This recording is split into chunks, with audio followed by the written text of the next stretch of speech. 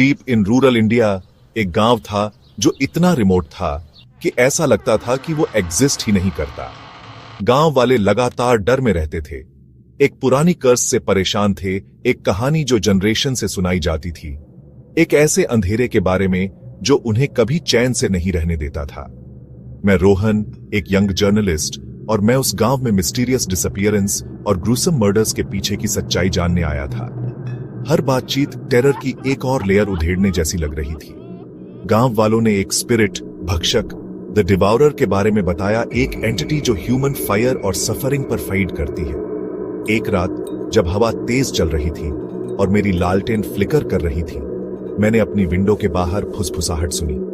पहले वे दूर की आवाजें लग रही थी, लेकिन फिर वे तेज और अर्जेंट हो गई। मेरे हाथों पर गूस बम्प्स आ गए जब मैंने अपने रूम में एक ठंडी प्रेजेंस फील की।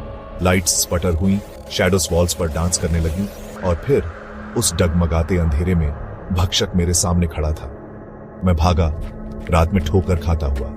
भक्षक ने फॉलो किया। उसकी हंसी खाली गलियों में गूंज रही थी, अननेचुरल, ट्विस्टेड और रिलेंटलेस।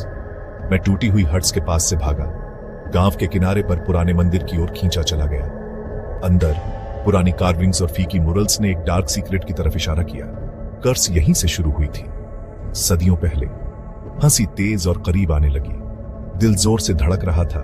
मुझे रियलाइज हुआ कि मैं भाग नहीं सकता।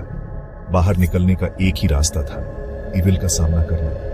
मैंने एक कांपती हुई सांस ली, खुद को तैयार किया और मंदिर के शैडोई हार्ट में भक्षक का सामना करने के लिए मुड़ा। स्पिरिट मेरे ऊपर मंडरा रही थी, सफोकेटिंग और बहुत बड़ी। You will never leave this village alive, उसने फूंफकारा। मेरी आवाज कांप रही थी, लेकिन मैंने जबरदस्ती शब्द निकाले, I will uncover the truth, no matter what. भक्षक से एक तेज चीख निकली।